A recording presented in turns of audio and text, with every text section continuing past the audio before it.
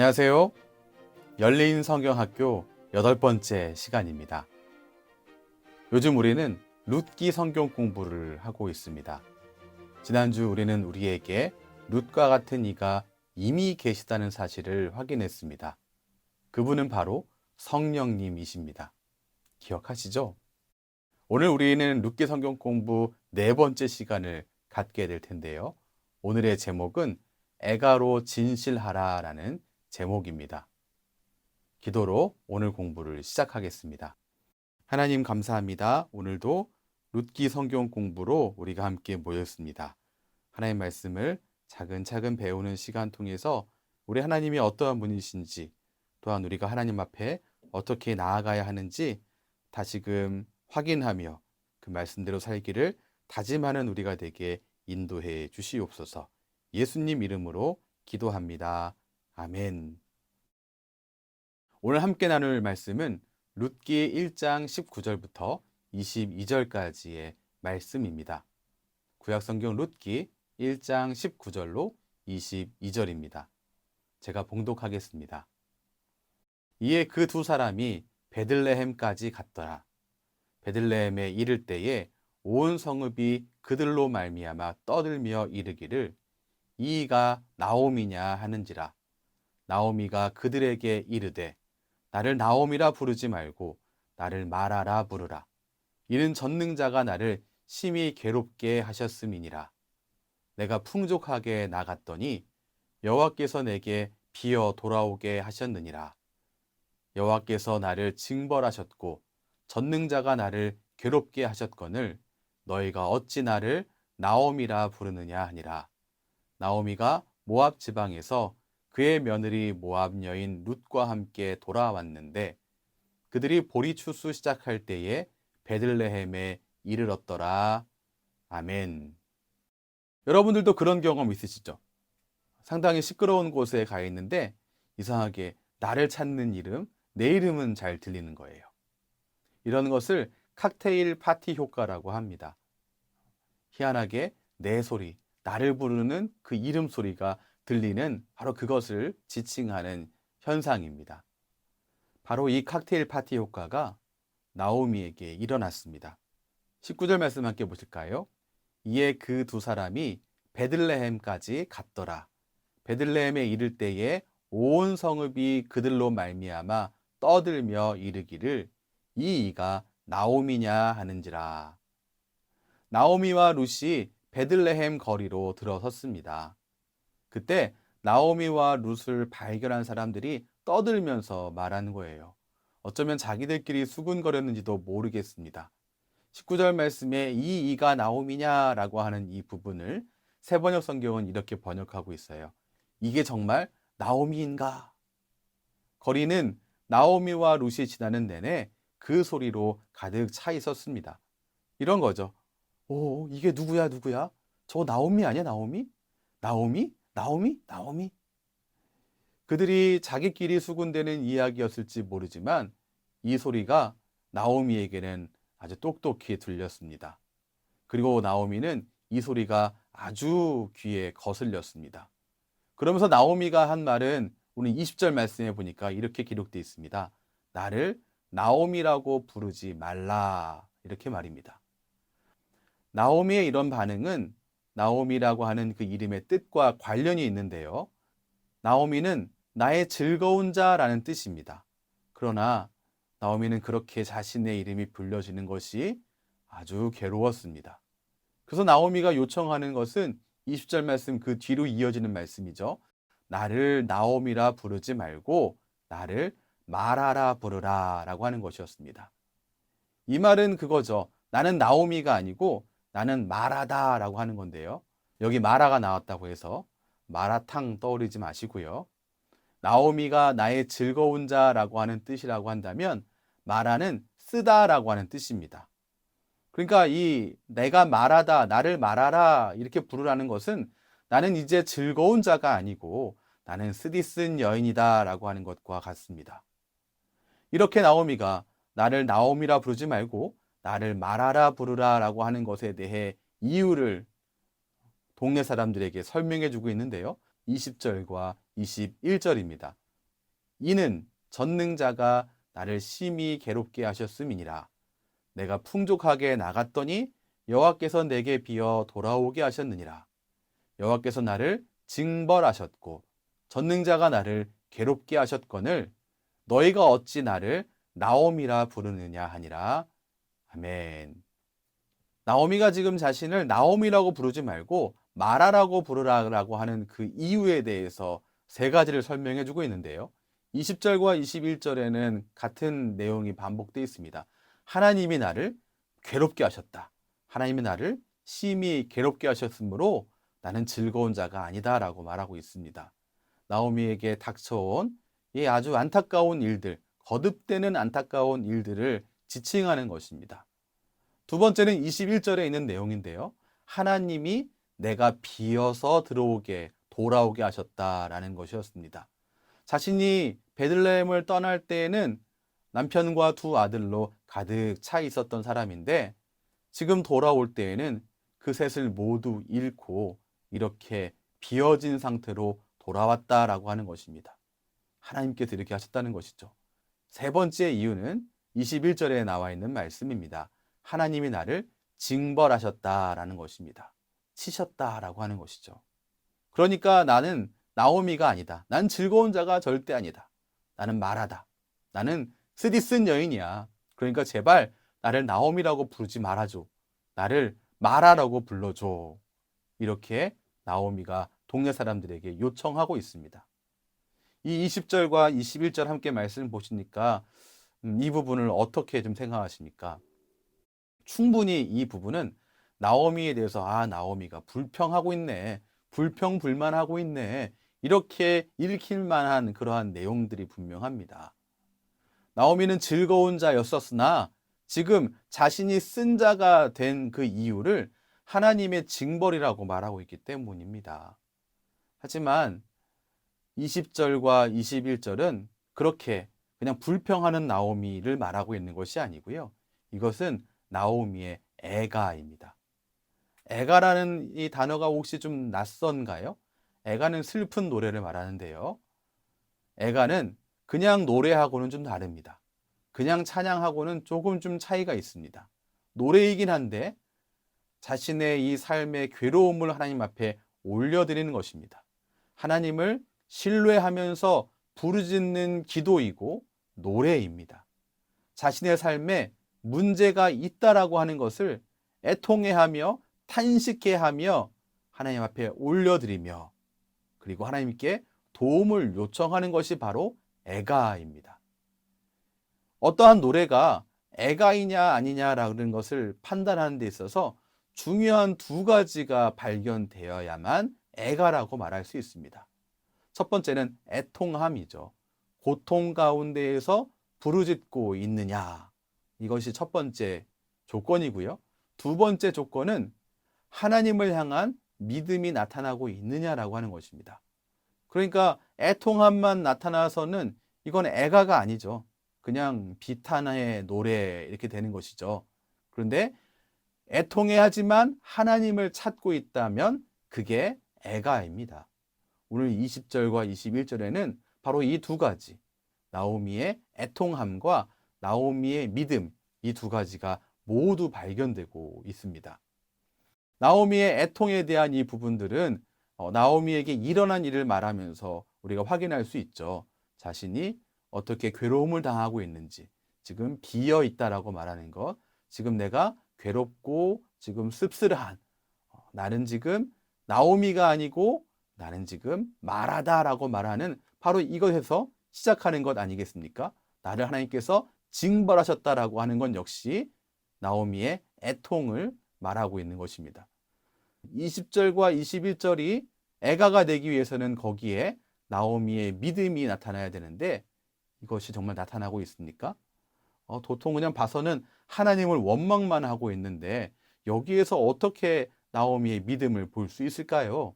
20절과 21절을 보면 나오미가 하나님을 향하여서 특별한 용어를 사용하고 있습니다. 전능자라고 하는 용어입니다. 샤다이라고 하는 거죠.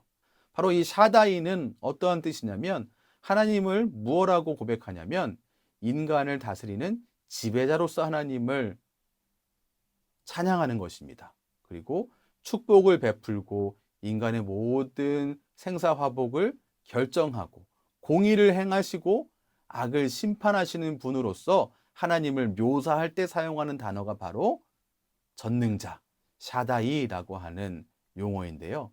나오미가 하나님을 지칭할 때 전능자라고 말하고 있습니다. 나오미의 이 노래 중에 하나님을 전능자라고 부르는 이 모습에서 우리는 하나님을 향한 기대와 그리고 믿음이 나오미에게 있었다라는 걸 알 수 있습니다. 나오미의 노래는 고통으로 출발한 것이 맞습니다. 하지만 나오미는 결코 하나님을 떠나지 않았습니다. 오히려 그 고통의 중심이 될 수 있는 자신의 고향으로 하나님의 백성들이 모여있는 곳으로 돌아오지 않았습니까? 하나님을 떠나거나 하나님을 버리지 않았고요. 오히려 이 아픔 중에 전능하신 하나님을 더욱더 단단히 붙들고 있는 걸 확인할 수 있습니다. 그런데 이 애가는 겉으로 볼 때는 부정적인 탄식의 소리로 보이기가 참 쉽습니다. 하지만 우리가 기억해야 할 것은 애가는 그냥 탄식하고는 다릅니다. 실제로는 하나님의 헤세드에 대한 깊은 확신에서 나오는 찬양이죠. 우리는 이 애가를 통해서 비록 큰 절망 가운데 있다 할지라도 하나님의 헤세드는 변함없다라고 하는 것을 확신할 수 있고 하나님께 호소할 수 있습니다.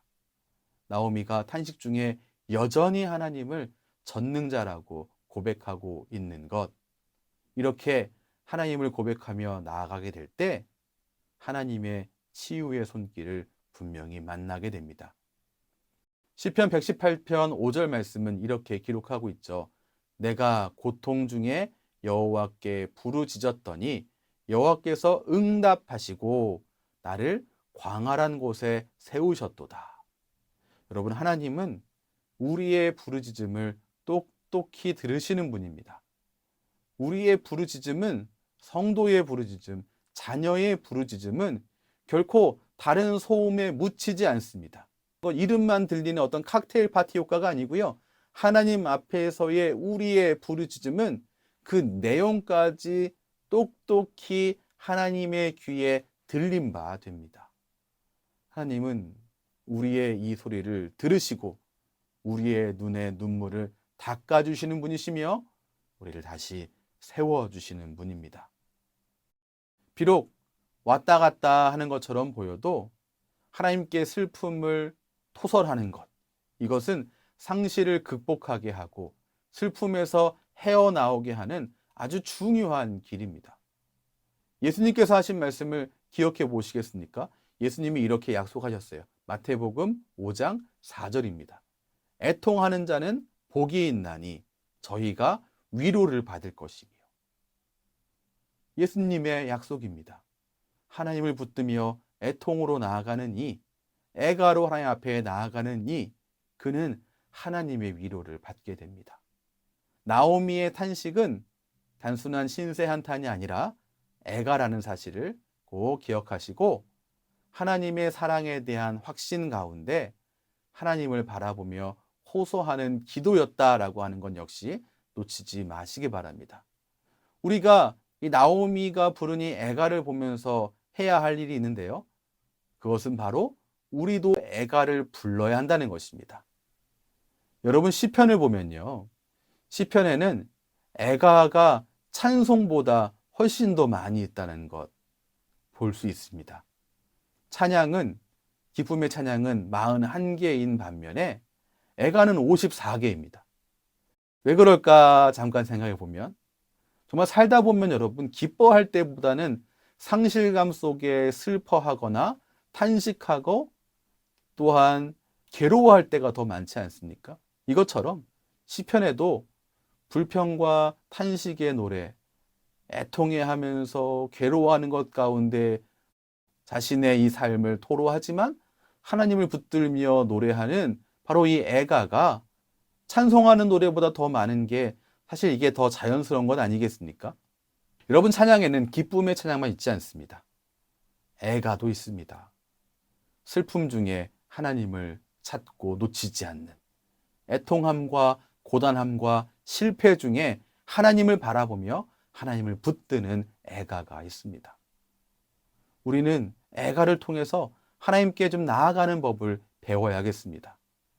만약 우리가 하나님을 향하여서 예스밖에 할 수 없다면, 너 나한테 말할 때 둘 중에 하나만 골라.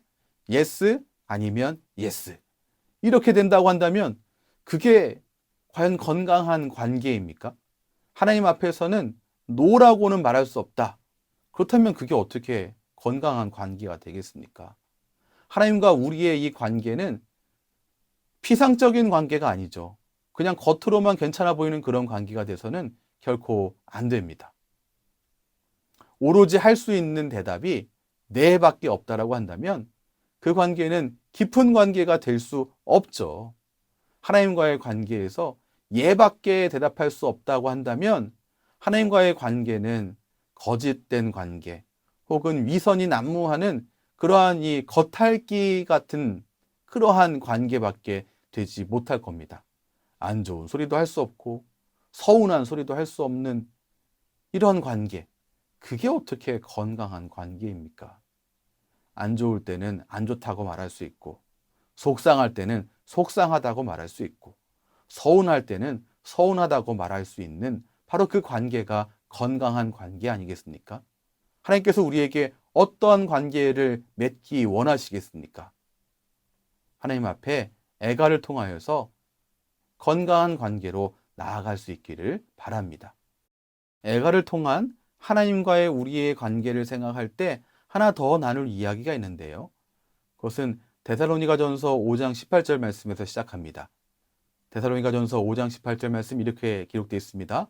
범사에 감사하라. 이 말씀을 잘못 오해해서 슬픈데도 기쁜 척하는 그러한 위선이 혹시 우리에게 있지 않습니까? 절망 가운데 있는데도 희망에 넘치는 척, 불평하면서도 찬양하는 척 한다고 하면 이건 거짓 경건 아니겠습니까? 하나님은 성경 어디에서도 거짓 경건을 장려하고 있지 않으시죠. 10계명의 제9계명은 뭡니까? 내 이웃에 대하여 거짓 증거하지 말라는 말씀이죠. 사람에게 거짓되게 하지 말아야 한다는 것은 하나님께도 당연히 거짓되게 하면 안 된다는 것 아니겠습니까? 그래서 3계명에도 기록되어 있죠. 하나님의 이름을 망령되게 부르지 말라. 저는 하나님 앞에 진실되게 나아가지 못하고 안 괜찮은데 위선으로 거짓 경건으로 괜찮다 말하는 것, 이거 하나님의 이름을 망령되게 부르는 것 아닌가 생각합니다. 애가를 부른 나오미의 이 모습은 그렇기 때문에 있는 모습 그대로 하나님께 나아간 정직의 모델입니다. 우리 역시 있는 모습 그대로 하나님 앞에 나아가야 합니다. 기쁠 때에도 슬프고 아플 때에도 말입니다. 역대하 19장 9절입니다. 그들에게 명하여 이르되 너희는 진실과 성심을 다하여 여호와를 경외하라. 하나님 앞에 나아가는 우리는 진실과 성심으로 나아가야 합니다. 즉 성실과 온 마음으로 나아가야 합니다. 반쪽 마음 말고요. 우리가 어떻게 온 마음으로 하나님께 나아갈 수 있을까요?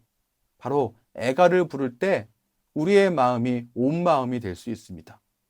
기쁨과 더불어서 슬프고 아플 때에도 하나님을 바라보며 찬양할 수 있기 때문입니다. 하나님은 우리가 진실되게 행하기를 바라고 계십니다. 우리가 애가를 부르며 나아갈 때 바로 하나님께 진실되이 온 마음으로 나아갈 수 있는 겁니다. 말씀을 정리하겠습니다. 애가는 애통함과 믿음, 그리고 믿음과 애통함 사이를 왔다 갔다 합니다. 오늘 20절과 21절을 보아도 믿음과 애통함이 오고 가고 하고 있죠. 이게 정상입니다. 우리는 그렇게 성장하고 성숙합니다. 이거는 인간 간의 그 관계도 그렇죠. 화평함과 또한 싸움, 이게 오고 가고 하는 걸 통해서 관계가 성숙되는 거 아니겠습니까? 경제 성장도 그렇더라고요. 쭉 성장하는 것이 아니고 그 안에 무수히 오르락 내리락 하는 이 과정들을 통하여서 경제 성장이 이루어지는 것을 여러분도 잘 아실 겁니다. 우리의 믿음 역시 이렇게 의심과 확신 사이를 오고 가며 애통함과 믿음 사이를 오고 가는 것 가운데 성장하는 겁니다. 오늘의 삶에서 슬픔과 한숨을 내뱉으며 하나님을 믿기에 애가를 부르고 있습니까? 애가를 부른다면 우리는 어떠한 상황에서도 하나님을 찬송하며 하나님께 나아갈 수 있습니다. 기쁠 때는 기쁨의 찬양으로 하나님께 나아가시기 바랍니다. 한숨과 탄식의 자리에서는 애가를 부르면서 애가로 진실하며 애가로 하나님 앞으로 나아갑시다. 하나님 앞에 가감도 또한 가림도 없는 있는 모습 그대로 전능하신 하나님을 믿으며 나아가는 하나님의 자녀가 되시기 바랍니다. 기도하겠습니다. 하나님, 우리가 있는 모습 그대로 나아오기를 원하시는 것 다시 말씀 통해 확인했습니다. 오늘 애통함과 텅 비어 있는 것 속에도 원망하며 하나님을 떠나지 않고 오히려 애가를 부르며 믿음으로 하나님께 가까이 나아간 나오미의 모습을 보았습니다.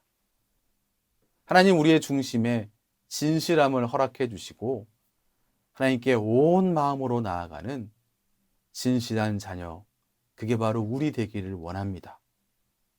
우리의 삶의 상황이 어떠하든지 어떻게 변하든지 하나님과 동행하기를 원합니다.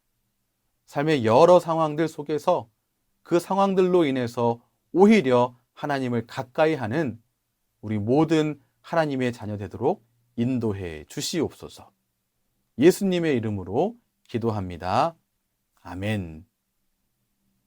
우리 주 예수 그리스도의 크신 은혜와 하나님 아버지의 무한하신 사랑과 성령 하나님의 인도하심이 주님의 귀한 모든 자녀의 삶 가운데 충만하게 넘치시길 축원하옵나이다.